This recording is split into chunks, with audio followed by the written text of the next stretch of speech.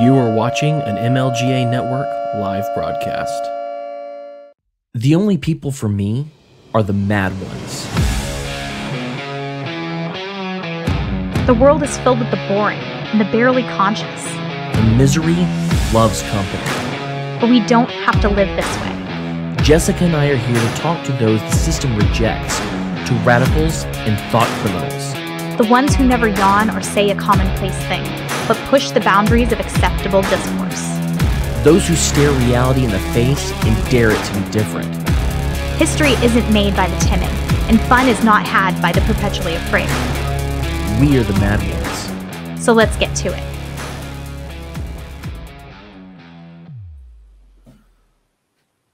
Welcome to the Mad Ones. I'm your bearded host, Cam Harless, and with me, as always, is the soupiest can you'll ever meet, Miss Jessica Green. This week, I know, I try so hard. This week, we have a guest returning for the hat trick, Wasatch reporter, Red Hot Chili Pepper, and the fieriest cracker in the West, Miss Suzanne Sherman. How are you doing, Suzanne? System rejects. I am digging your new intro.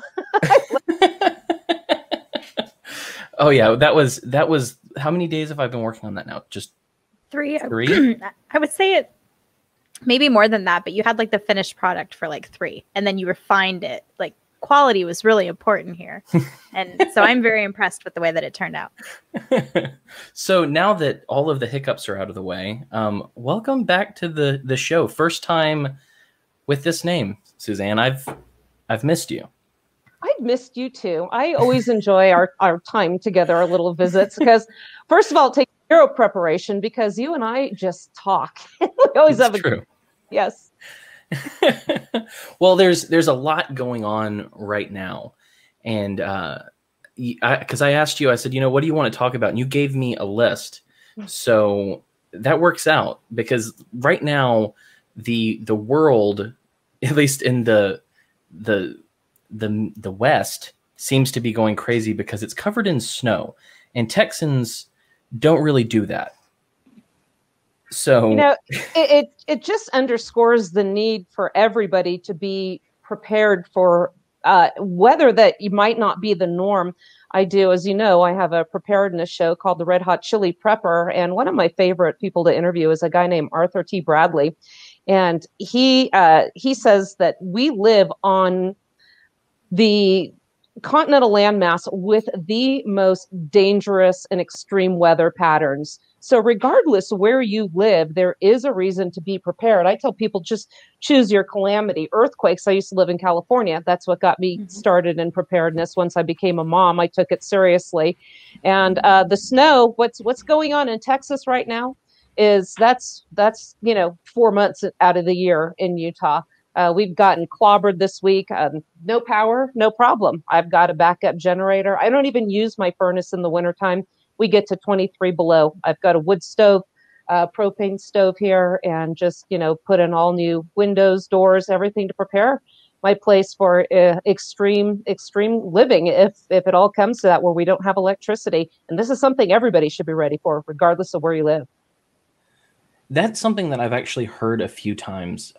Well, for one, our friend Britt from the Freckles and Britt show talked about how she's been talking about how bad things are in California, period, because her power is just being turned off to save the grid. Yeah. And she has a kid who is on insulin. And so it's like you're putting a child's life in danger because you want to protect the grid.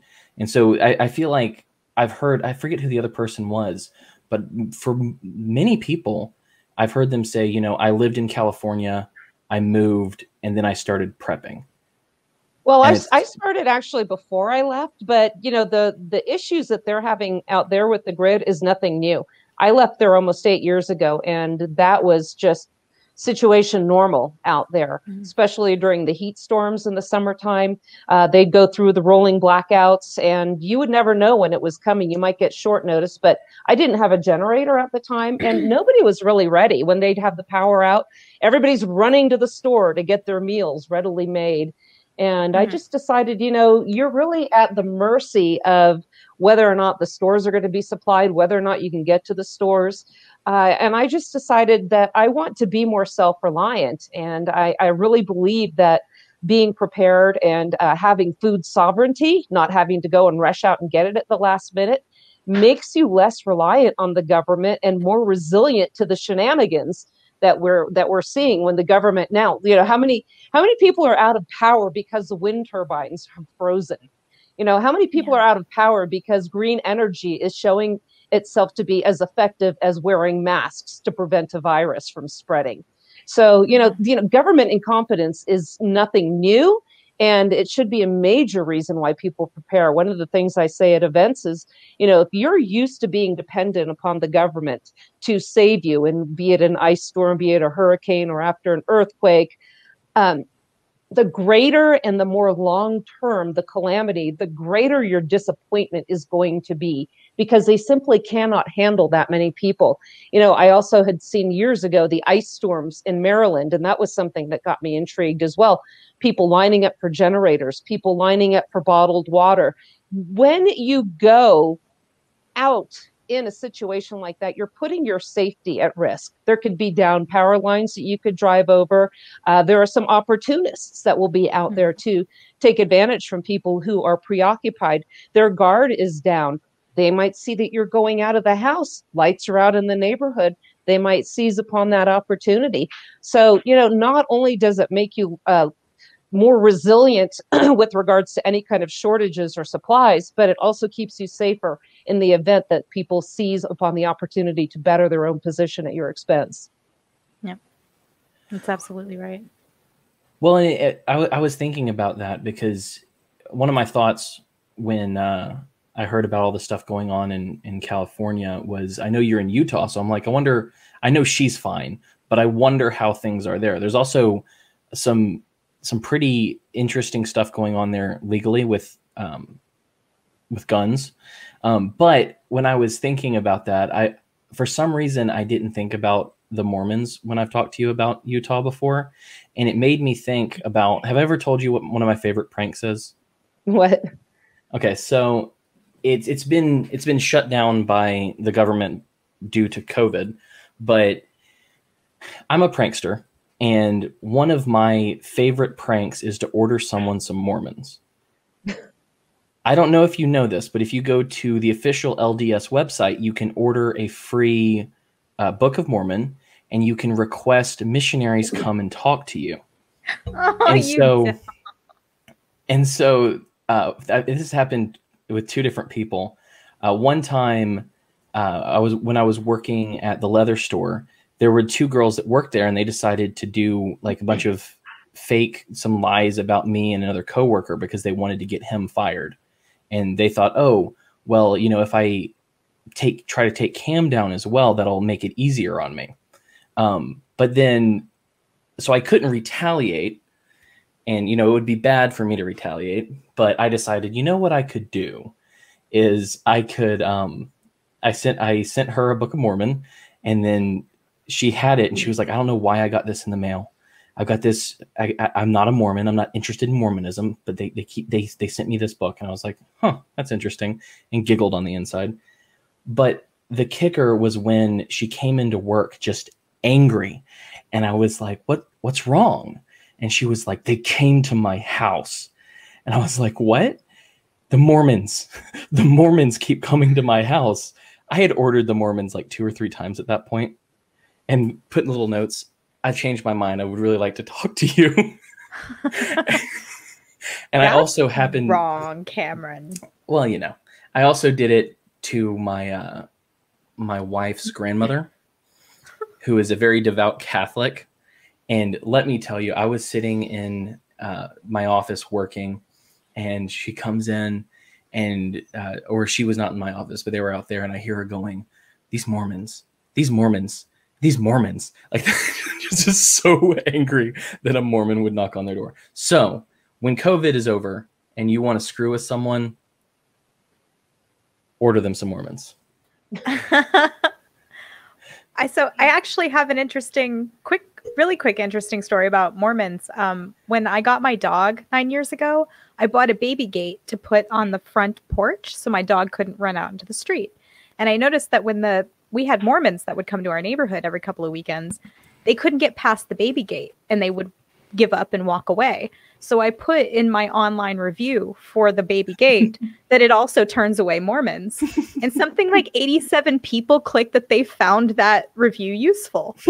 So there are people purchasing this baby gate because it keeps out door knockers, which I think is kind of great. But yeah, I love ordering Mormons, and the Mormons are so funny.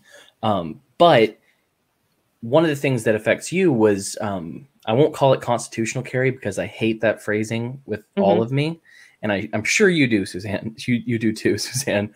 But they just passed permitless carry. And I was curious where your head is on that. Are they using the stupid constitutional carry moniker? At some point, yeah. I think there was an article I shared on my show, the Wasatch Report, earlier this morning about a rep from the NRA ILA calling it, constitutional carry and Second Amendment right to carry your firearm with you wherever you go. And I dislike that language because it sets it plants a seed in people's brains that don't know better, that these rights are handed to us from the holy parchment.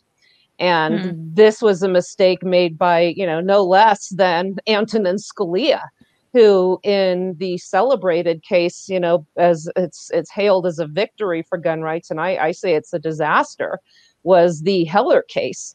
And what he does is, the textualist, the originalist, says that, the Constitution says what it means. It means what it says. It's pretty simple. But he takes 63 pages to explain a one-sentence amendment to the Constitution, and he still F's it up. So he asks what kind of guns are protected by the Second Amendment, and he goes on to say that handguns are protected. Well, we're seeing the fallout from that, because the ramification by that strict limitation is now we're looking at AR bans. We had the AR ban during the Clinton administration. Now we're looking at another one. So, Heller said it only covers handguns, and that's wrong. It covers the general government. When people go, oh, you could have a nuke, does it say you could have a nuke? It doesn't say you could have anything. It says that firearms and anything related to them are none of the business of the federal government. That's the point of the Second Amendment.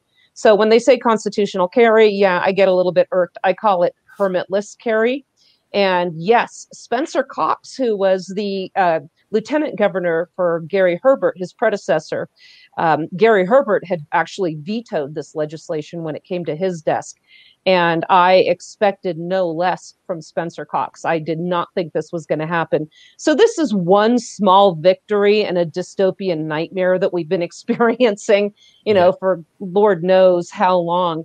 So we'll see. Last year also, Gary Herbert vetoed civil asset forfeiture reform. So I am hoping that will make a return to our new governor's desk, and he will take some action on that. And I want to back up for a moment and just give some quick clarification for my friends in the LDS community. I wouldn't be able to live here if it weren't for my neighbors in the LDS community. They look out for me. I am not a member of the Latter-day Saints Church. They don't treat me any differently. They are here looking out for me. They will plow my driveway if I get overwhelmed more than my tractor can handle. They take me out on hunts. They make sure that I have what I need when I'm here. I also did a show on Welfare Square, which is a massive worldwide, it's a headquarters for a worldwide charitable organization that helps people in need around the world. And I was absolutely amazed by what they do there for people, often much better than the United States government can do. So yeah, it's fun to crack on the Mormons, but they make living here what it is. So I'm really grateful to them. And to be fair, I would also like to say when I had my prepper wake up experience, the LDS Church has a website devoted to teaching people how to be prepared. And I relied heavily on that when I first began the journey. I lived in a downtown, major U.S. city downtown area. We had a snowstorm in 2014 that dumped inches of ice on top of us. And we were much in the same boat that Texas is in right now. Like, people were stranded, they had to go without their medications. Like, it just was awful. And so I am seeing what's happening in Texas now and remembering my experience from 6 years ago. And I'm like, you know, that changed the course of my life. And so I'm hoping that, you know, this is a huge wake-up call for people. And if you want some useful information from people who know what they're doing, the LDS website is a great place to start. And so thank you, Mormon, for that. We appreciate they you. Actually have 2 years supplies of equipment for the vehicles they use to deliver their goods around the world. They break down, they'll get the equipment. It's just a fascinating story. You know, philosophically, it's not my belief. But I firmly believe that if most of the people across this continental landmass had the values and the mindset of this community, we'd be a lot better off. We wouldn't be in the trouble we're in right now. Fair enough. One of the things I wanted to back up and say, though, is you're talking about how the Second Amendment and talking about it as people will get the idea that that's where rights come from. Right. That was actually, I don't know if you know Monica Perez, but the last time she was on my show, we were talking about the Constitution a little bit. And I was like, yeah, I used to talk a lot about the Constitution, but a lot of the people that I used to talk to wouldn't want me to and want to talk to me about that anymore, because I'll say things like the Bill of Rights was a mistake. And she was like, wait, what? And I'm like, no, it's for the reason you said. It tells people, a lot of stupid people, that their rights come from the Constitution and come from the government. Right. Okay. And that's not something I mean, whether or not it was a good idea or practical, at this point in time, there are people who truly believe their rights come from the state. And I think that that's much more harmful than most other. The only more harmful lie, I think, is we the people. Right. That phrase by Gouverneur Morris that he inserted in there, I think, was just, and that was after the Constitution. That had nothing to do with the ratification process. It was just kind of a statement of intent, but it is used as one of the, elastic clauses, I would believe, to bring it beyond the scope of what it was ever intended. Again, going back to the firearms, I ask people who talk about their Second Amendment rights, what rights to have firearms did people have before, the Holy Parchment was signed? I'm very derogatory towards the Constitution. When I practiced law, and I wrote an article for the Abbeville Institute at the behest of Don Livingston about the problem with lawyers and the Constitution. In fact, that's actually the title of it. And in law school, we are taught nothing about natural rights. We are in my undergrad at UCLA, political science, public law. Never once was the preamble to the Bill of Rights ever brought up. Never once in law school, never once in bar review. And if people understand that, they'll understand that the Bill of Rights was never intended to apply to the states. It was simply a restriction upon the general government. But what we're taught in law school is we are taught to interpret what the Constitution means by attorneys in high places. I call them the black robed messiahs. So we look to see what politically connected lawyers say that they think the Constitution means, but really what it's supposed to mean is what was consented to at the ratification conventions. So when you see stuff like Antonin Scalia, do you think the people would have ratified, the people through their state delegates would have ratified the Constitution if a mere flintlock pistol would ever be considered protected by it, not the muskets that were the exact same use that the militia and the standing army had at the time? So, this never would have happened. And we are taught to ignore the 10th Amendment in law school. And we're taught to embrace the 14th Amendment, which, as we know, incorporates the Bill of Rights against the states. People think that they're protecting rights, but when you roll the dice with the highest court in the land, you're looking for 9, often 5 out of the 9, to tell what the law should be for everybody. And I actually had a talk show radio host out here in the Salt Lake area say, well, we need the Supreme Court to tell us what the laws are. No, absolutely we don't, because he said otherwise we'll have fighting in the streets. So we have fighting on the streets precisely because of that. We have zero representation left. I don't care what side you're on, left, right, whatever. Nobody feels like they're being adequately represented right now, which is why everybody loses their freaking minds every 4 years. And go ahead. I was going to say, I think that has a lot to do with the amount of money that they've centralized into one place too, because whatever representation is there is what controls that money. So whatever they put up as a, totem of representation is what is controlling that massive amount of $4 or $5 trillion that they take in taxes every year. And so that's what people are actually losing their minds over. Who gets to control the kitty, so to speak. Yeah, I call it the $4 trillion pig trough. And one of the listeners did actually say, mention the Supremacy Clause. And when I remember in high school, I loved studying government. I loved the civics classes. And I specifically remember our teacher telling us that, look, the Supremacy Clause means every federal law is supreme or supersedes every state law. And then he talked about, we're going through the Bill of Rights. We get to the 10th Amendment. And they say, well, that's the police powers of the state. Well, that sounds reasonable. It sounds, you think about police, local activity, think of the words that they use. But it's really so much more than the police powers of the states. I think they said that everything not delegated would concern the inner workings, the socio workings and the dynamics within those states. Those were beyond the purview of the general government, hence they were never delegated. Yet we see, thanks to the magic amendment, the 14th Amendment, that now somehow it's miraculously applying the Bill of Rights to the states. And I'm sitting there in class going, but what about the 10th Amendment? And nobody asked that question. I'm sitting there thinking, I must be really stupid because this doesn't make sense to me. I'm reading the verbiage of the 14th Amendment. It doesn't say anything of the sort. So where is this coming from? Fast forward to going to law school, and in the bar review courses, in the middle of the bar review or the bar exam is a 3-day test in California, at least. And on one of the days, they have they call it the multi-state exam, where it's all multiple choice. And for purposes of expediency, they tell you, look, if you see in the fact pattern, if you see your options, and there are 4 of them, and 2 of the choices are either the 14th Amendment or the 10th Amendment, you don't even need to read it. Just answer the 14th Amendment because it's always the right answer.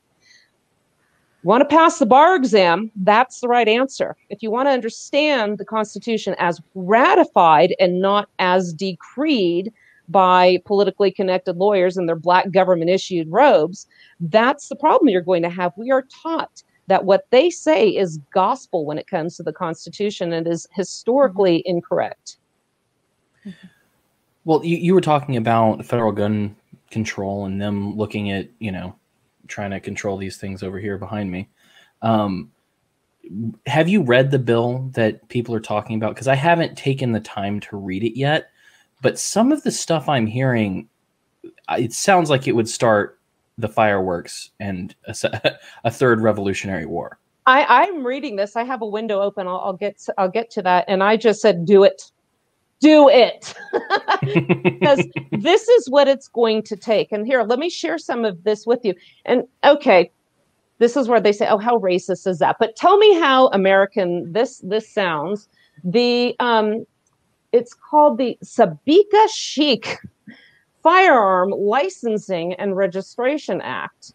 And this is HR 127. I believe Sheila Jackson Lee, that genius, was the one that put forth this. She was a freed slave, I think she said. So the short title, I already mentioned that. So this is the licensing, and check this out, licensing of firearm and ammunition possession, registration of firearms.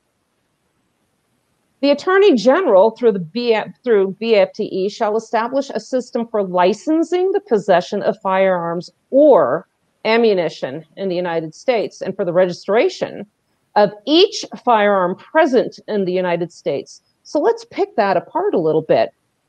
Each firearm present, that means anything you own, you're going to have a license and registration for it. So now you're going to have to apply. This includes ammunition. Are you going to be able to purchase ammo? What if you don't want to? What if you just want to buy ammo for a gun you already have? Well, no, we can't sell you this because we don't see that you have a license for this gun. You can't do this. So let's continue. Licensing and registration. Under the firearm registration system, the owner of the firearm shall transmit to the Bureau, mean hand over, the make, model, and serial number of the firearm, the identity of the owner of the firearm, the date when it was acquired by the owner, and where the firearm is or will be stored, and notice specifying the identity of any person to whom and any period of time during which the firearm will be loaned to the person. Yeah, I heard about that. I heard about they're actually going to try to control if you can lend it out and make you tell them how long someone else is going to have it. Sounds like a lot of infringement to me. Exactly. They're not given. Well, it's common sense fire. And this is again, going back to constitutional carry, where calling these things rights comes back to bite you. The politicians, when you love it when you use the term constitutional rights, because what do they say then? Well, rights are subject to reasonable regulation. Well, gun violence is a crisis in America. We need to have some common sense gun regulations and solve this. So clearly we want to know who's going to be loan a gun. I mean, because I could loan somebody a gun and they can go and kill 50 people. You just never know, right? So there's no limit to this. This is so open-ended. What if when we're hunting and we have to go over a fence or climb over a tree or go through all sorts of crap to drag an elk down a snowy hill like we just did, I had a rifle with me because the two guys were dragging it down and I had to bring a rifle in case there was one that was still alive. We had to finish it. You get stuck, hung up on these things. Here, grab my rifle. Let me go through there. Does that count as a loan? Mm-hmm. Or, hey, my rifle's sighted in for 600 yards. Let me grab this other one. This deer's only 200 feet away. Boom, shoot the deer. I just borrowed a rifle. Are we supposed to reach out and call, the ATF ahead of time? Hey, we got this deer, but it's close. Oh, yeah, sure, I'll hold. Supposed to I think the point is to make it such a pain in the ass that, you'll forgo exactly. it. And it's incremental little pieces of a pain in the ass so that, little by little, it seems like it's okay. And ever more the snake devours you, or at least is devouring your ability to keep a firearm. And it's not, they don't do it all at once because you would revolt. So they have to, as Cam said, boil the frog. Right. Yeah. And look what they want to know. They want to know where your guns are stored and who keeps them. Mm-hmm. There's also a line in here that says this information is publicly available. So now somebody can go in here, find this information and find out, what kind of guns does this person have and where do they keep them? Yep. What could possibly go wrong? And something that Monica Perez had said to us is that the people this affects are women. Who are the majority of the people who need to get a gun fast because of, domestic violence and other things like this. And so it actually harms access of women to protect themselves who's, clearly our bodies are not the same as men's bodies. So guns are a great leveler as far as, women protecting themselves from violence. And that's who this will disproportionately harm them. And, I used to practice criminal defense in California when I was practicing law. And there are a lot of women that had protective orders against abusive spouses, boyfriends, whatever. So you get one of these protective orders issued in your favor, but now you have to wait 10 days to get a firearm. Mm-hmm. And you have to publicly declare where you keep it. And and so then also I think the records, there was one reporter who even doxed everybody that had a concealed carry permit in Redwood City and said, these are the people with carry permits. This is how anti-gun they are out there. And what's scary is the mentality towards firearms in California we're seeing spreading across, the continental landmass. That's why I was just so delighted to see the permitless carry signed into law in the state of Utah. It's just one small victory. But ultimately, I think what's going to be handed down if this were to pass is going to be what it takes to get the ball rolling, because I had seen before you mentioned that they make it so difficult that people just aren't going to bother. And this is what I said before in California, for instance. They have they had California compliant assault rifles. I hate that term, but that's what they call them. And I always said California compliant. When you shoot it, a gay flag pops out and it goes poof, and that's, you know, rainbow, whatever. But no, California compliant if it has more than 2 of the what they call evil features, like an adjustable stock, a fore-end grip, or a muzzle shroud, something like that. Then rifle. So the let's see, what's the word? The cooperative thing that they did was they added what they call a bullet button. And this was supposed to be the compromise. Okay, it requires, one of these rifles requires an external tool to release the magazine. So you can't just put the button, drop the mag and slam another one in. You have to go and grab something else, put a tool in there, and then release the magazine, which is absolutely ridiculous if you have a malfunction. It puts yourself and anybody else you might be shooting with at more danger. So, but that was the compromise, a bullet button. Fast forward a few years, and the bullet button is now the evil feature. Oh, these bullet buttons, they make it easy to change a magazine. No, they make it difficult to change one. So anytime you see this kind of, cooperation, they will take that and use it against you. So I had a carbine, and I was taking class, and, I asked my instructor, Louis Auerbach, well, what about the bullet button? Can I take it out? And he goes, I'm not going to tell you what to do, but if you're going to train with the gun you're going to shoot. So going back and forth from the class, I didn't change out that bullet button. If I'd been pulled over or in an accident, or if it came known that I had that gun with me, state prison for me. Do not stop. Do not stop. I'm done. And we're talking a minimum of 8 years in state prison for just wanting to have a firearm. I was divorced at the time, living by myself with my 2 boys, and for having a firearm that I could use in the event of multiple assailants. So, a little pea shooter, a little shotgun or something like that. Love shotguns, are great home defense weapons. But if you've got 3 and 2 or 1, and then 1 in the chamber, that's not going to help you a lot with multiple assailants. So these are great firearms, but they really make, and now look at the tax. They're proposing a $200 tax on every rifle. They call the assault rifle. Every magazine, anything over 10 rounds, $200 tax. It's not uncommon for people to have 10 or more high capacity mags per rifle. So what do they do in California? They make penalties so draconian and so severe. People say, fuck it, it's not worth it. I can't go to prison for the rest. Thank you.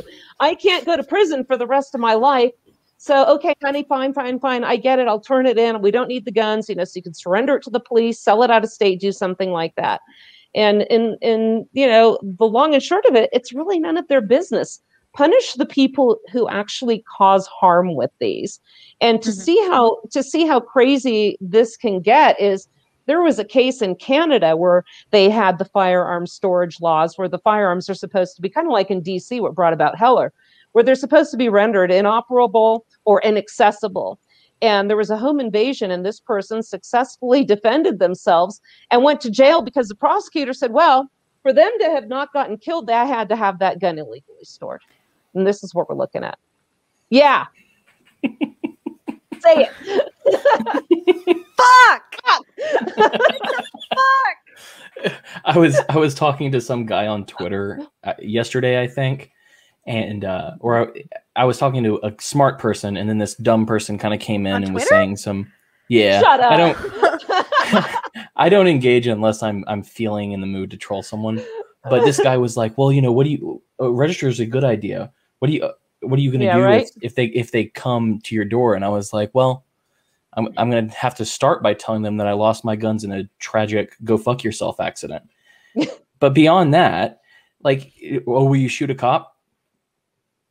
I'm not above that. If he makes me, that's the answer to that. If he makes me. What it's going to take is those coming for the guns, fearing coming for the guns. If they know that everybody's just going to say, fine, here you go, they're going to do what they're told, and they're going to get their paycheck. But if enough people start saying, no, we're not okay with this, that's absolutely what it's going to take. And law enforcement is going to have to start asking themselves now. And I saw this interesting video. I stumbled across it. It was 7 years old. And it was this young gal asking law enforcement, are you going to do what you're told, even if it's not right? Just because it's a law and somebody tells you that. I can see no truer test than what we're seeing now. So all those that have the Mullen Labe and the thin blue lines on their truck, let's see what happens. Because here's the thing. When we have these Second Amendment sanctuary cities going along, like in Virginia, when they were talking about these draconian gun laws coming out, and the sheriffs and, various jurisdictions, we're a Second Amendment sanctuary. Oh, really? How long have you clowns been cooperating with DC and BFTE, elemental P? How many guns taken away from people that you thought weren't the right folks? I have a friend who's a cop that said, hey, we need to keep the wrong people from getting guns. Well, who are you to decide who the wrong person is? Right. To me, the wrong person is, well, the one that just robbed a bank and shot 2 people. Well, how do you prevent that ahead of time? And that's where it becomes a very, very slippery slope. Rather than penalizing law-abiding citizens for peacefully owning firearms, regardless of how scary you might find them, save the draconian punishments for those that actually do the crime using a firearm. If you hurt somebody, if you kill somebody, if you commit an act of robbery using a firearm, we have enhanced penalties for that already and sentencing guidelines. That's where you need to discourage people. But trying to get more guns off the street from the law-abiding citizens, I mean, I'm preaching to the choir here. It just makes absolutely no sense. But that is exactly what is coming down the pike with the Biden administration. Joe Biden even said, I'm happy to do this via executive order. Do it. Do it. Try. Yeah. I tweeted that as soon as they start trying to round up guns is how I go from Cam Harless to David Koresh in a second. I think I saw a meme about that. Yeah.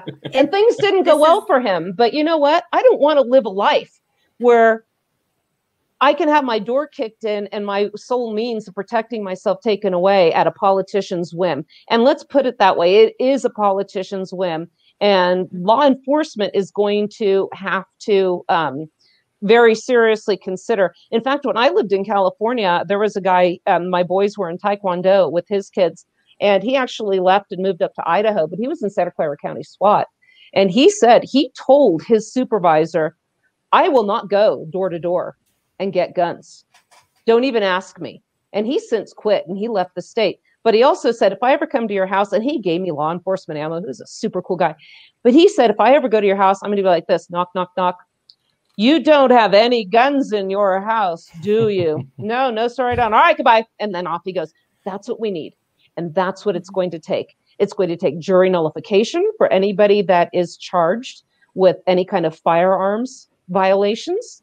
Marijuana violations, the jurors are the ones that are going to have to be standing up for us. Law enforcement is going to have to say, you know what, we're just not going to do this.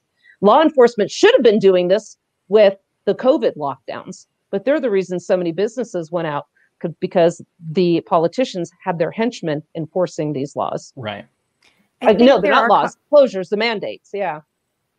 There are cops who certainly will resist doing that. Yes. I know that like certain counties in Georgia. Yeah, with certain counties in Georgia where I live, the entire departments have declared that they will infringe on gun laws. And that's something that I feel very heartened by, but I know that that's like an island compared to the rest of the country. So I think relying on law enforcement to present that bulwark is waiting for a train that doesn't come. I think it will be far more likely that, sorry, I can't talk today, that you have to make it expensive for them to come and take these things. And people do that. There are shows of resistance that have been effective. And they're, small and few and far between, but you start small and you grow tall. And the acorn has been planted, and the oak the oak of decentralization and individual rights is rising, in my opinion. I'm very heartened by some of the levels of resistance that I do see, given the insurmountable odds. And even things like David Koresh, you know, that we all know that name, we all know what happened insofar as we can, and that story is out, and the authorities do not look like the heroes. Like, they get roasted every year on Twitter when the anniversary comes around. And that does my heart. That's where I feel the hope from. Yeah, I did a show with Jim Bovard. He wrote a great article in USA Today about David Koresh and the whole incident and how the FBI lied and all the cover-ups and law enforcement and the government side. And very, very disheartening to know that that can actually happen here. And, you know, I also hope that the law enforcement, that now that Joe Biden is handing down these mandates, also were not the ones that would happily collect a bump stock that President Trump said, you can't have those. Well, he's Trump and we don't really need a bump stock. No, screw you guys. Right. Well, I was going to ask you, are you, and this is going to sound like it's off topic, but it's not. So you'll just have to follow me here. Who is your favorite person, celebrity or not, that has blocked you on Twitter or Facebook or something like that? Huh. I can't even think of one. I really can't. I really can't. It'll come to me afterwards, but gosh darn it. Yeah, I can't think of one. How about you, Jessica? I have such an exciting answer for this. So my answer is Nick Fuentes. And the reason is, first of all, Nick Fuentes blocked me before I even knew who he was. So, you know, let's just get that out of the way. And secondly, you're really not allowed to talk to him. And it makes me want to talk to him so badly. Like, I want to have him on the show every day just because you're not allowed to. Like, it just makes me want to hear everything he has to say. So good job with the Streisand effect, you guys. You're doing the Lord's work. Troll him for you. Yeah, we can have all kinds of fun with that guy. I just don't like being told what to do. I don't know who he is. Honestly, I have no idea who he is. He's some internet personality. It doesn't matter. It's just he says things that he's a thought criminal or what have you. So they point at him and say, "Oh, you had this guy on your show one time. Aren't you the villain?" And I wish Twitter had a link for this person blocked you. That would be kind of fun. But I would check if they did. I don't know. I don't. I think they have. Oh, I know like one. That. I got one. And go.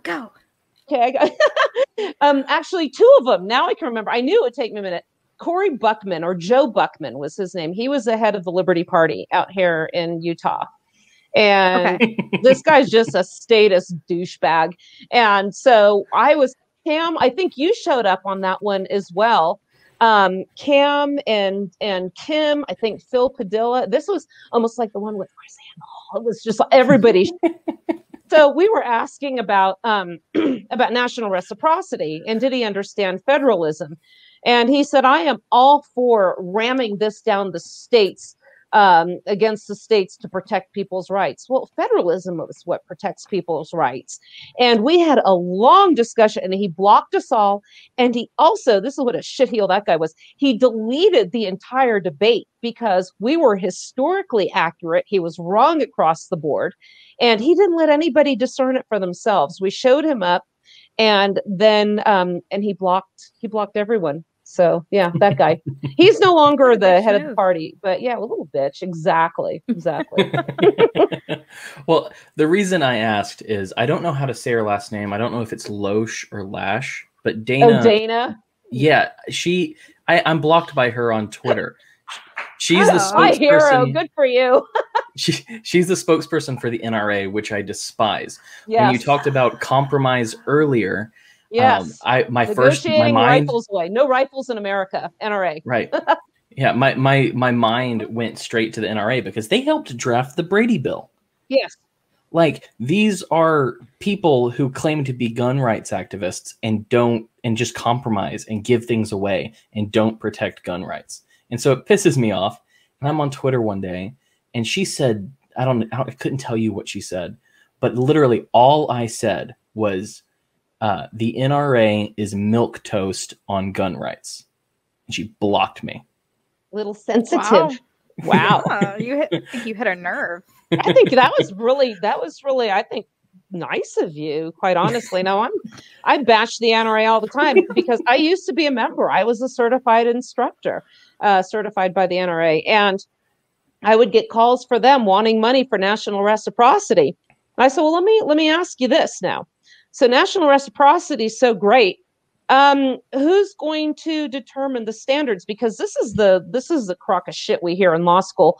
Well, due to inconsistency of state opinions, this case is right for Supreme Court of the United States review. Inconsistency in state opinions is the heart and soul of federalism. That's the way it's supposed to be. But when we asked this, when I said, okay, what's going to happen now? Because every state has their own standards for this. California, it's nearly impossible.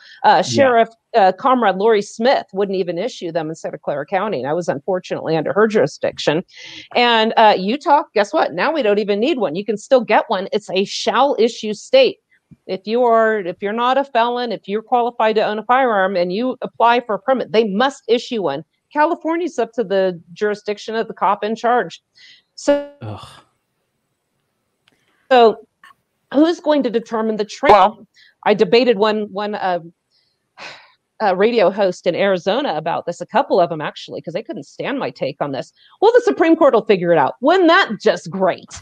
We're going to have 9 lawyers. I doubt a single of these clowns owns a gun, and they're going to say what the rights are going to be for acquiring a concealed carry permit. Well, it's not that they're going to come up with the means to, well, yeah, that's exactly what it's going to be, because California is not going to want someone from a shall issue state marching in their state. They have reciprocity with 0 states, and that's the way they want it. Utah's about 30 or 31 last I checked. So they're not going to want that. So eventually what's going to happen is it's going to work its way up to the judicial temple monkeys in DC, and they're going to say, I think California's laws are the safest, so now everybody's going to be subject to those. I specifically left California because of the firearm laws. It's like, you guys can have my house, but you ain't getting these guns. So I left, came to Utah. You have a place to go. You have a place that can conform with your values more or less. No place is perfect. Utah is shit when it comes to marijuana laws, although they just divvy out a little bit of little bit of freedom. If you're really suffering, like if you're almost dead with cancer, they'll let you get a bud or 2, nice.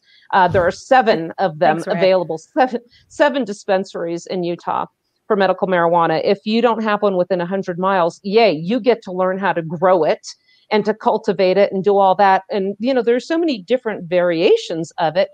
And now your family, your caregivers are having enough trouble trying to keep you comfortable and alive. Now they've got to learn how to grow marijuana or drive over 100 miles each way to do it. So, it's ridiculous, but, it's hard to find a place that's absolutely, absolutely perfect. The best state to me would be the one that has no government. Let people govern themselves. Any the road of government, everything goes to shit. It's only a matter of time. Yeah. It's a cycle. It has to build up and then it gets torn down, usually by hungry, angry peasants. But yeah, it does get torn down and then has to rebuild from scratch. But well, one of the things that I thought was funny is since I'm now in Florida, I decided when I bought some guns that I needed to know at least a couple of the laws, even though I don't care that much about them, because I'm going to do what I want. But I was reading in an app that you can look at the different state laws, and I looked at California's, and I saw where they had canceled reciprocity with the rest of the country, essentially. Yeah. And then I looked at Florida's, and I'll have to check to make sure this is right, but it looked like 2 days later, Florida canceled reciprocity with California. They were like, oh, well, you're not going to let me do that? Well, fuck you. Yeah. And I love that attitude. Yeah. Yeah. And that's what I really like about permitless carry too, because I've always said that, getting the carry permit, does it have its benefits? Absolutely it does.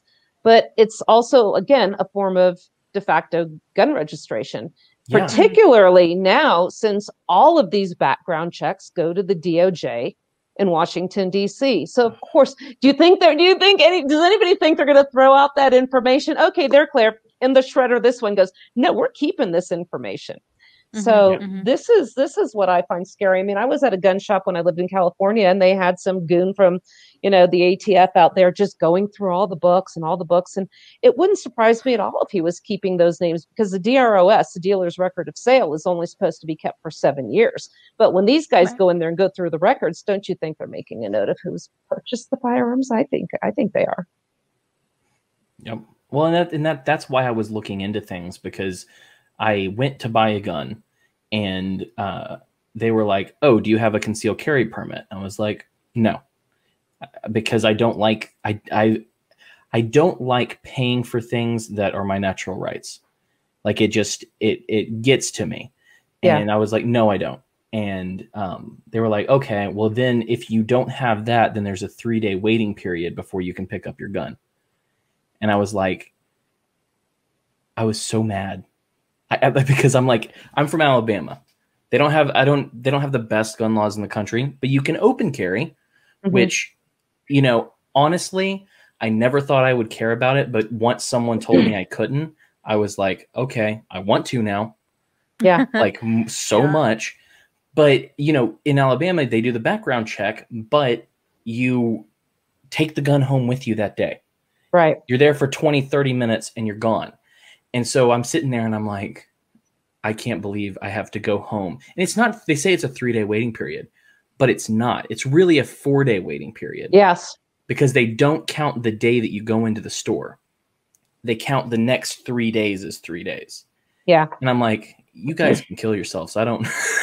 I was in California watching a guy waiting. He had to wait like 3 more minutes before they could legally release his purchased firearm to him. Nope, we have to wait 3 more minutes before you. It's like, you got freaking kidding me. And and as far as open carry is concerned, that was you could do that out here without a permit as long as you don't have a round in the chamber. So I was open carrying for a while here, and then I just finally said, you know what, screw this. I'm going to conceal anyway. I did it in California. I'm not going to not do it just because I'm in Utah. So the law takes effect May 5th out here, I believe. So it's like I said, it's a step in the right direction, but talk about a step in the wrong direction. Let me continue. I started sharing some of this with you about this law. So the required information, okay, we did that. So here we go. General license. Let's see, that the Attorney General shall make the Attorney General shall maintain a database of all the firearms registered pursuant to the subsection. The Attorney General shall make the contents of the database accessible to all members of the public. I mentioned this earlier. All federal, state, and local law enforcement authority, all branches of the United States Armed Forces, and state and local governments as defined by the Bureau. And then to get your license, here we go, psychological evaluation. How about we have some psychological evaluations for Congress? Anybody wanting to run for office has to go through a psych eval. At the very least, and at least so if I want to go and buy a box of ammo and this passes, do I have to get a psych eval? This is and then anybody in the public can go and research and get the information. Hey, that chick there. Yep. Hey, that chick, she's pretty hot. Let's go find her. But before we do that, let's see if she has any guns in the house. And you mentioned guns, or you mentioned women earlier. This is very dangerous for women. Yeah, go ahead. Cooling off period. You mentioned cooling off periods too. That's the majority of people who are hurt by those are women who immediately need protection. You can't wait 4 days when your crazy ex-boyfriend is stalking you. It's just not, And this law would preclude these women from having a friend loan them a firearm. Right. So it's incredibly sexist and also disproportionately hurts poor women who can't afford these fines and fees and turnaround periods and all the hoops that they make you jump through. Okay, so only people who have means then have the ability to, and you have to take a class all the way down. The classes are expensive. And any kind of training, you have to pay again for your permits annually. This stuff adds up. People are suffering right now. In Florida, they made it, if you get medical marijuana, you can't legally own a firearm, if I understand that correctly. Yeah, I actually wrote an article about that. It's called "The States Have to Step Up and Protect Medical Marijuana Users." In fact, any marijuana user. It's the ATF Form 4473. So when you go in, you fill this out, there's a question that says, do you use any illegal drugs, blah, blah, blah. And then it says in bold, if you live in a state where marijuana is legal, medical or otherwise, you must answer yes, and you may not have a firearm. So Utah or any other, Utah, you can have medical marijuana. And in any of the, I think it's 36 states now that it's legal. People in 36 states, Washington, D.C., who use marijuana, medical or recreational, are no longer allowed to own a firearm or ammo, nor can you transfer it. So let's say when I was in California last time, my mom was suffering from severe Parkinson's, advanced Parkinson's. I was trying to get some, edibles or something for her. And by virtue of getting that, and we also had a caregiver whose mother had stomach cancer, so we wanted to get them some relief. By virtue of transporting a substance that is legal in the state of California for people that are suffering, ostensibly, I could be a member of a prohibited class for the rest of my life if I had done such a thing. But clearly I wouldn't, do something like that. Well, I mean, they shot Duncan Lemp because he was apparently a prohibited person. But that was my question is, that people are talking about about the psych part of it, which could mean if you have depression and you're on drugs, if you have, even a touch of depression, if you have light depression. But it makes me ask the question, of course, I don't trust anything the government does, but is mental health not healthcare? Would this stuff not be covered by HIPAA? Or is there something in HIPAA that says, oh, except for your brain? You're right. Or if you have a virus. Well, what's really interesting too, when you talk about this, because I've done a couple shows on, I don't know if you've ever been sent the American Community Survey. It comes out from the United States Census Bureau. And essentially what they're asking you, look it up. You can do a query, American Community Survey, and it will pop right up. It's a PDF form, and you can read all these questions they're asking. They ask you everything. They don't mention guns, and they don't have to, because some of the questions they have in here will trigger, pardon the, for lack of a better word, will trigger a query on firearms. They ask how you're sleeping. If you have difficulty sleeping, do you have problems dressing yourself? Are you ill? Do you have stairs? Can you get up and down? They're asking all these questions about your health, your emotional well-being. They want to know if you have had anybody at your house for more than 2 nights. So if somebody comes up for a long weekend, they want to know that. They want to know who that is. They want to know if you sell any vegetables. They want to know how many toilets you have, how many sinks you have, how many bedrooms you have. Oh, by the way, how do you heat your home? Do you have a wood stove? I see what you're doing here. So they want California, you can't burn wood if you have a furnace. Now, Summit County, the county seat here is practically California, Park City. And what Park City now, I just saw an ad in Farcebook is saying, oh, wood stove burner? Let us give you some incentives. Let us help you change over to a better, cleaner method for cleaner air quality. Well, if you're stupid enough to answer this American Community Survey, they're going to know.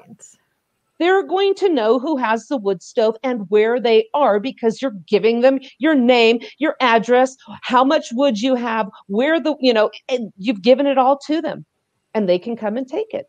And we were doing our show today, and my co-host and producer, Jeff Johnson, was saying, yeah, they went back to propane. They were using a furnace with wood pellets, and wood pellets are too expensive now, so they're not using them anymore. So right now they're incentivizing, then they'll ask nice, and then they're going to come and take that too as well. And we've seen what's happened. I've been saying over and over again, it is long past time to stop telling people what you have. Yes. See a lot of people on the internet, Instagram, posting their food storage, their firearm stores, how much of this they have, how much of that. You guys have got to quit telling on yourselves, and not just in case of authorities. You know, you don't need your neighbors.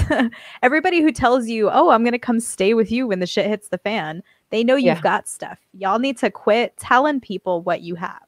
There's a way to educate people about the need to be prepared without being one of those idiots on Doomsday Prepper. Oh, yeah, here are my guns. Here's all the food. Oh, check out this pipe bomb I made. There literally was a guy showing how he made pipe bombs. And you know he had a visit the next day.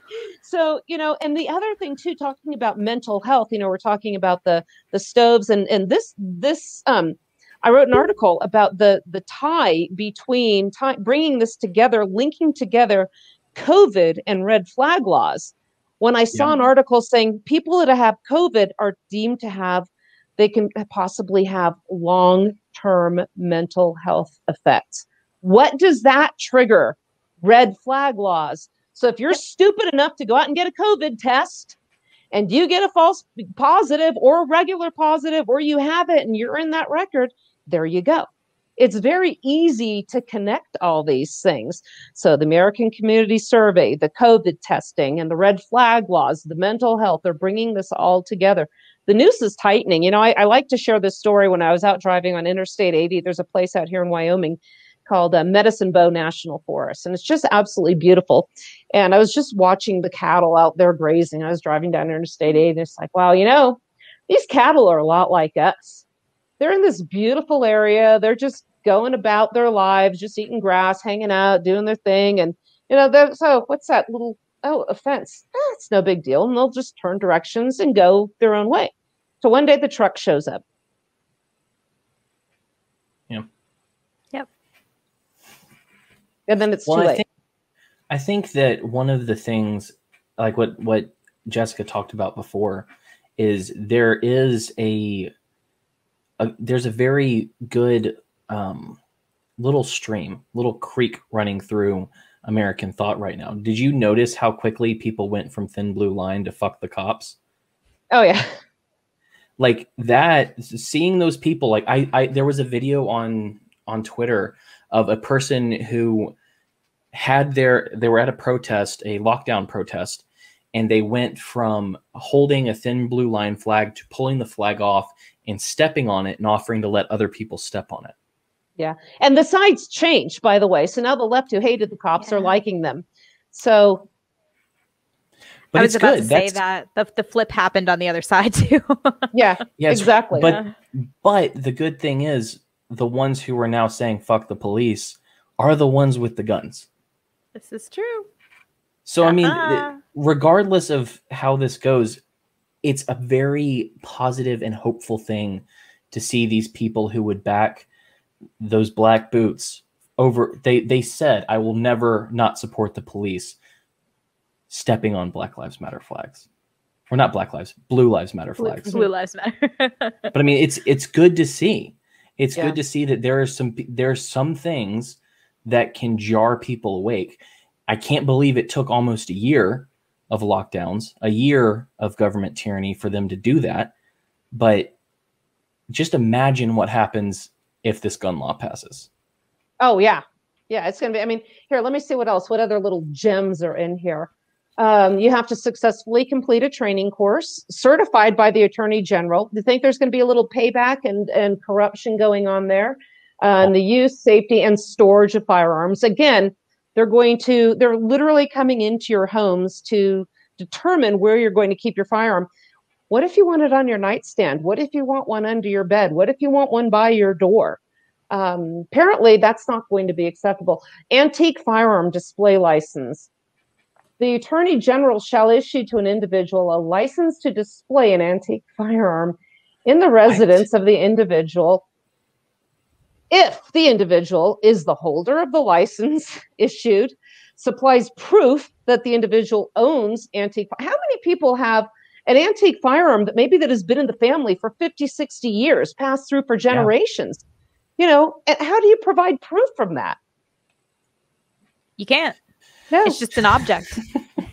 My dad got us a gun. It's a pump action .22 rifle that he said, I bought it when I was 14 years old in San Francisco, and I rode home on my bicycle carrying that rifle. Could you imagine that happening today? You know, how times have changed. And how would anybody prove ownership of that firearm? And does that have to be registered? I mean, it's insane. And then, you know, is there going to be an application fee for each of one of these? So we're forced with, people are going to have to decide, well, I can't afford all these licenses. I can't afford all these applications. I'm going to have to surrender them. Most people, I predict, that we're going to see the level of noncompliance like we saw in the state of New York after the SAFE Act. I mean, I think less than 1% complied, and that's exactly what I see here. So, and that's why I'm also very pleased about permitless carry in the state of Utah as well, because it's very easy now, if you think about it also, with facial recognition, whether or not you wear a mask. There are other ways they can identify you by the gait, how you walk, other aspects, you know, of your physique. And then you have a gun on your hip. Oh, mark that one down. I mean, you know, maybe I'm just kind of weird, but I just tie all this together. Every bit of it has significance. There's a Walmart in Stansbury in Tooele County out here in Utah. And if you look at they have these flat screens hanging, and I've seen this in several, where you're on camera and they have now a yellow circle around you, or a square, a rectangle all around you. And you know there's something getting all the angles, all the images, so they can identify you very easily. Your ears are as unique to you as your fingerprint is. So they need not have your face at all. They can have your ears. Yeah.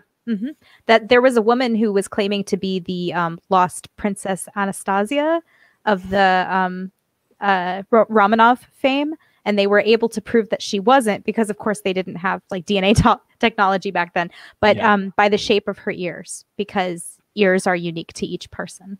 Glad I have long hair. Just something to we're all safe here. Yeah. If you're out doing, you know, anarchist stuff with your friends, just, but, you know, we've been hearing a lot of stuff about China as well, and China is peddling with regards to purchasing infrastructure and providing infrastructure in exchange for political influence. They're bribing these corrupt politicians. I believe it was in I forgot, it was one of the countries in Africa. I don't want to get it wrong, so I'll just say it was one of those. But they were forcing these locals to adopt Chinese law. Do you remember a while back, there was an article out that said China's very concerned about gun ownership in America? What do you think China might have with some corrupt politicians? And North Korea joined them in saying that.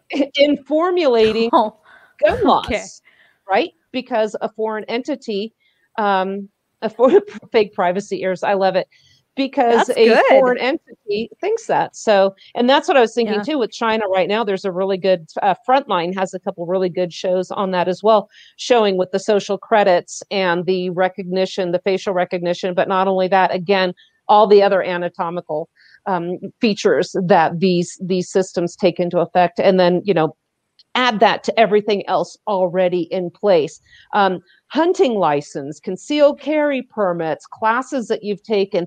Have you purchased a firearm? Any kind of these things that you've purchased online or gone to a store and used a credit card, tracking with your phone. Oh, hey, look, this person's been going to such and such gun store. It's all there.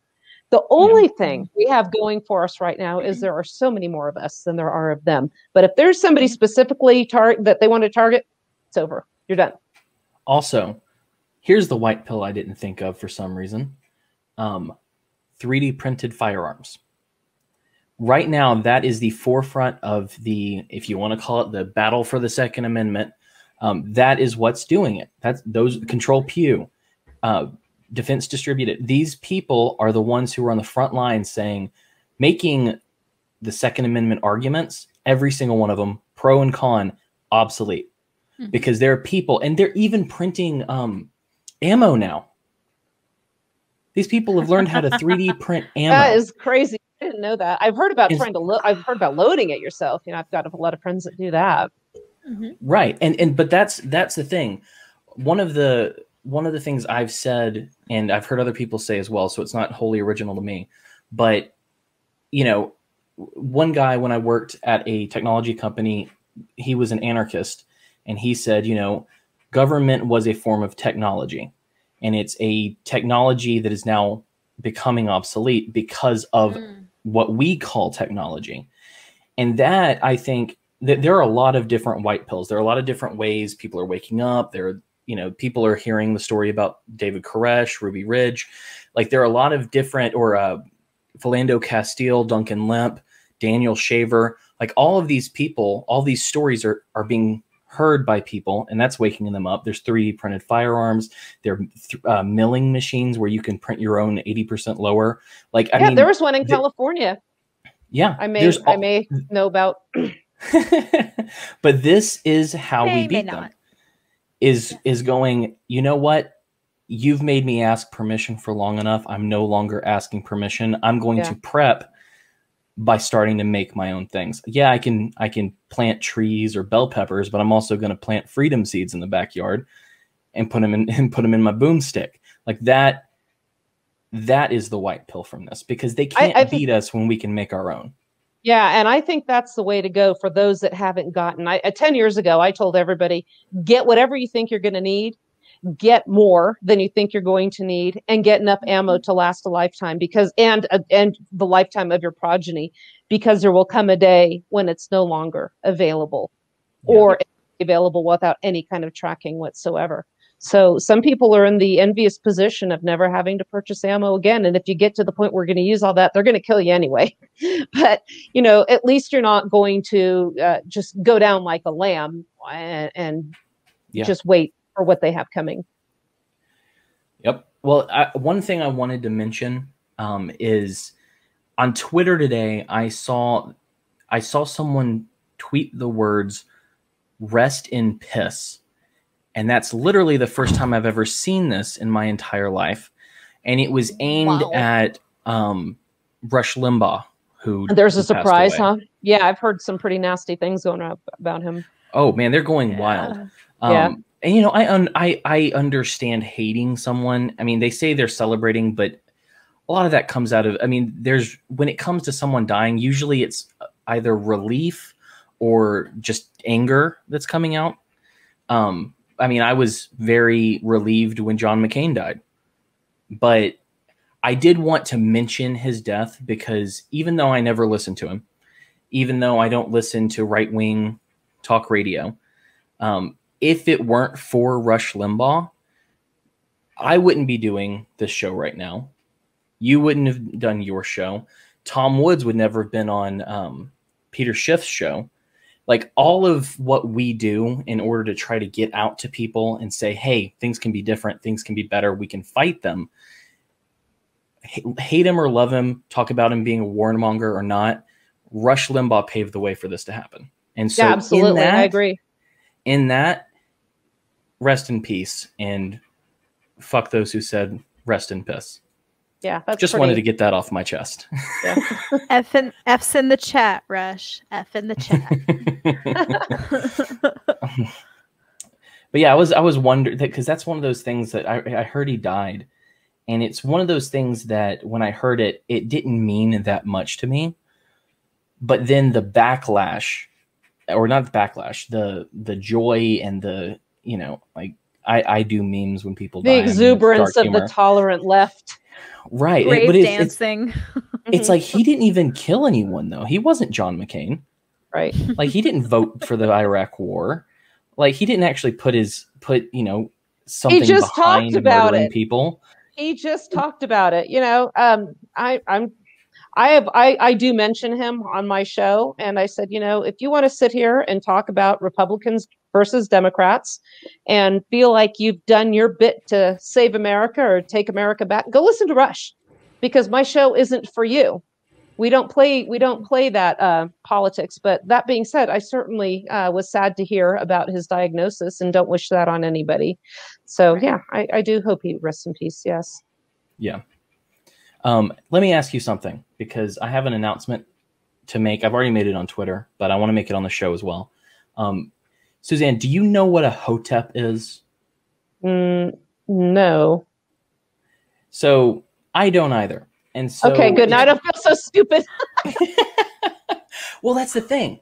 I and I'll share the video I made for it, but I couldn't figure out what it was. I mean, the word Hotep means peace, and there are all these different. It's essentially a Black Power movement, and almost every video that I've seen on it or someone talking about it has been it's all hate. But past that, it's always those people that you can't trust. So it's like one of the women that I heard talk about it said something like, well, you can't be a feminist without being an intersectionalist. Intersectional feminism. Yeah. Right. If your feminism is not intersectional, it's bullshit, is their motto. For all this crap, I tell you. Right. And she said it's just like that. If you're for Black Power, you can't be a Hotep. And so I want to know the answer to this question. I've not gotten a good answer. And so I set up an episode of my show to ask a Hotep what it is.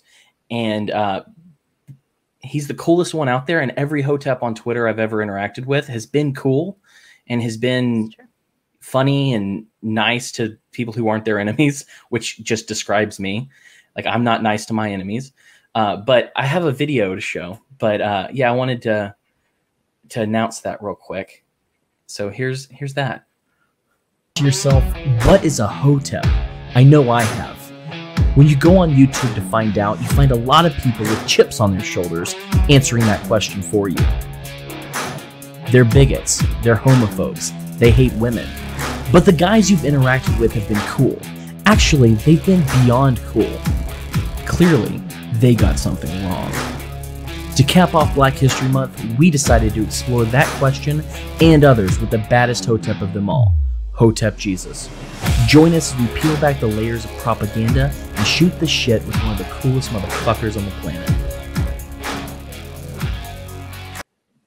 So, Suzanne, if you want to figure out what a Hotep is, I'm tuning in.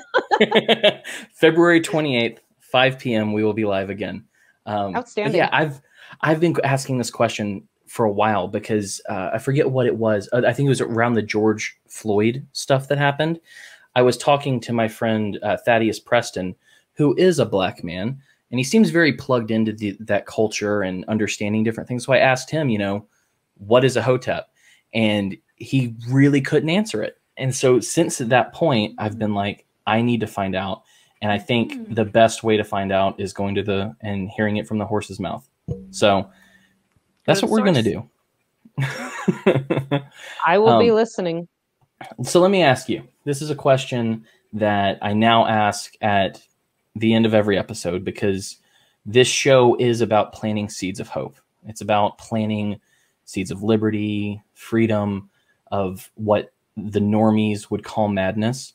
What do you know the concept of white pills? I've just been hearing you're talking about it here. Why don't you go ahead? Well, do you know the red pill and the blue pill from the Matrix? Yeah. So the white pill is an additional one, which is just the concept, not of that we absolutely will win this, but that we can. It's the idea that there's hope. And even if it's the smallest modicum, 10%, 5% of hope, then that is what a white pill is. And we should be microdosing those, because that hope is what keeps us going. It's what pushes us towards betterment. So my question to you is, for our audience, who do you think, or what do you think is something that is worth hoping for right now in our country, or even personally? Because a lot of people, when I ask that, they think, oh, he means politically. What's the hope politically? But a lot of my white pills are my children. So independent of what you think I'm asking, what is something you think that gives you hope, or that you think people can also hope in?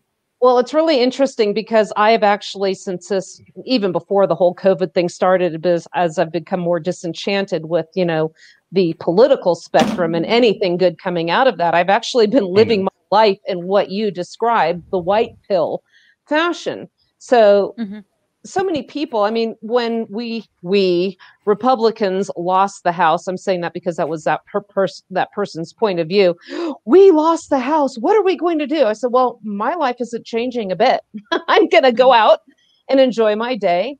I left California. I was in a beautiful area, but for a remote mountain place in Utah, almost near Evanston, Wyoming, where happiness is all around me. I'm in a beautiful area. I can go out and enjoy nature. I have amazing friends. I've built a beautiful community out here. And when everything else goes to crap, we've got our gatherings. We get together and we bang drums on my lawn and have a fire all night long and have our gatherings and teach each other skills and spend time with my family. And if you let politics and politicians, most especially, take that away from you, then you've already lost. Yes.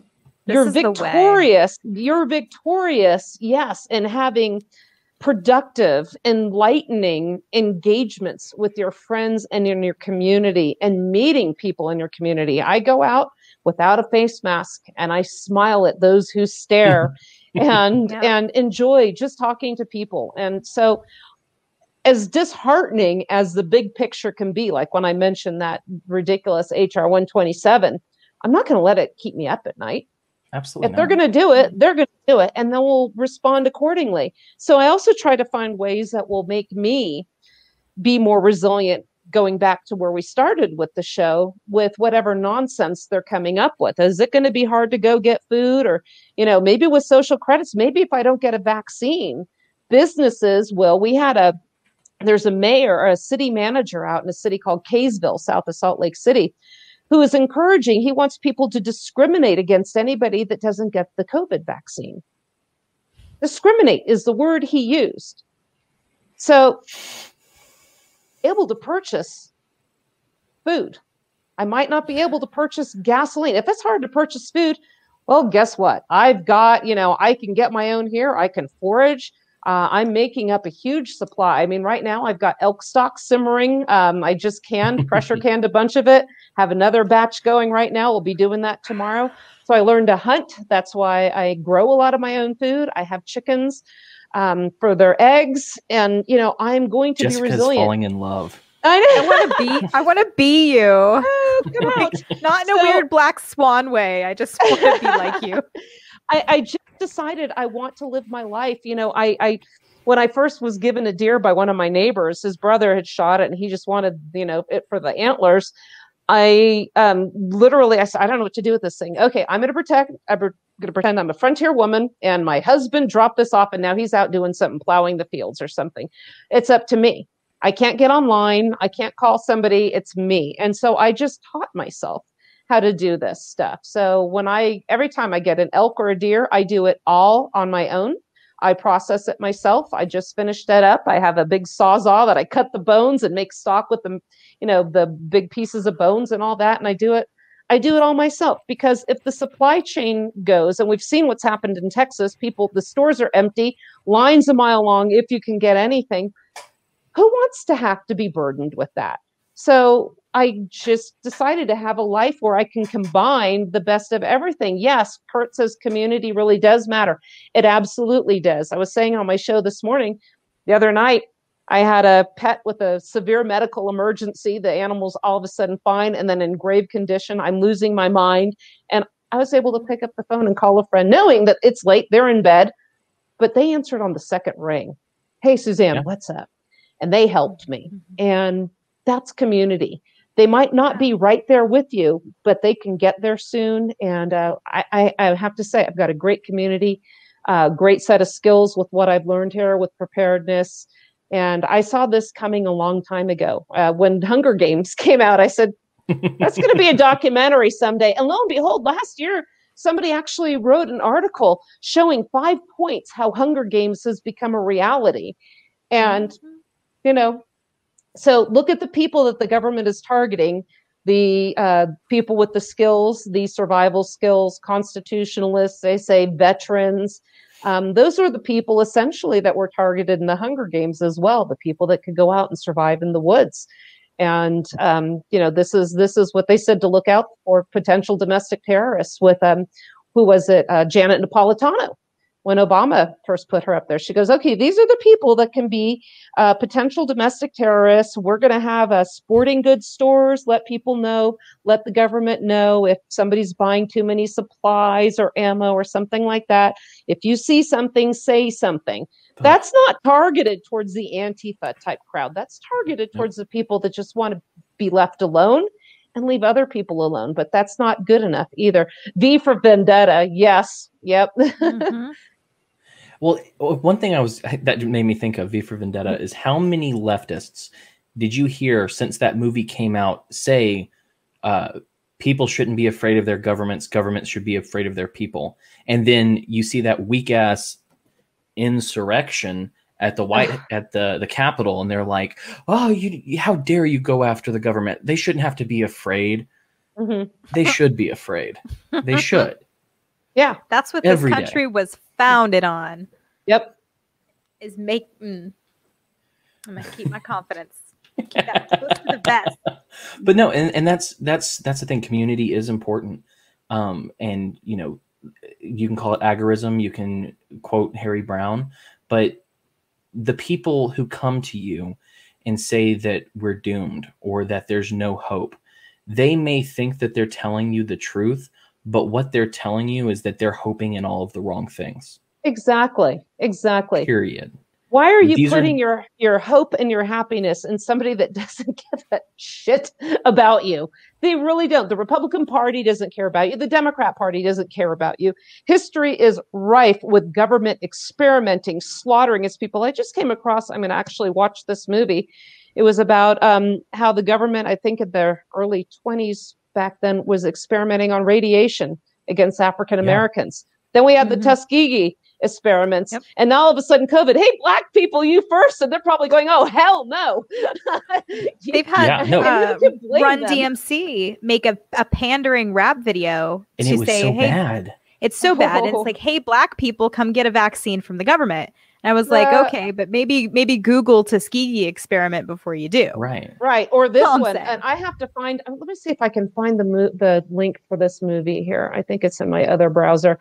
If I can find it, I'm going to send you this movie. It's a full-length movie, and it was really scary what they did to this young man. And they just irradiated the back of his head, and it was just exposed for the rest of his life. He kept a hat on the whole time. When I find it, I will make sure you have that. But it was horrific, and I'd never heard about that until just recently. Let's see. You ever heard of Operation Sunshine? Let me see. I'm looking. I don't think it was that one. Well, no, Operation Sunshine was one of the ones that I was looking into for possibly doing a Red Pill of the Week on. Okay. Apparently, if I'm remembering correctly, they stole dead baby parts and exposed them to radiation to test how it affected human bodies. So, I mean, that Tuskegee, they're not above stealing human bodies. No, not at all. To do what they want to do. It's mild for them, to be honest. No.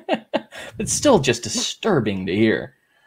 So, do want to also let people know when it comes to preparedness too, to check out my book, The Lost Frontier Handbook. When I mentioned the frontier lifestyle, the pioneer woman, this book is really modeled after what was going through my head at the time. And it was a lot of fun working on this project. And I just added a chapter on chickens for the physical book that's going to be out in March. Oh, good. And I'm sorry, what was the title one more time? The Lost Frontier Handbook, and it's thelostfrontierhandbook.com. And they have a bunch of videos of me promoting it, which are really embarrassing. You got to do them. I hate myself on video. Thank you. The frontiersmen brought us rye and bourbon, so I'll always be grateful for them. Oh, and there's some information on that as well. So fun stuff. Hey, that's speaking my language. With that, we've gone past the time that you said you wanted to do this for, because it must have been such a great conversation. It always is. I love she's lovely, Jessica. But if you want to find Suzanne on Twitter, just type in Cowgirl ESQ, Cowgirl Esquire. Mm-hmm. If you'd like to find her website and see all the things that she's doing, all the things that she's writing, you can go to SuzanneCSherman.com.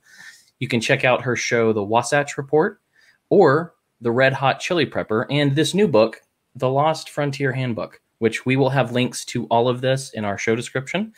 And with, is there anything else you'd like to share with the people before we cut this off? It. Have me back again. This is so much fun. I will.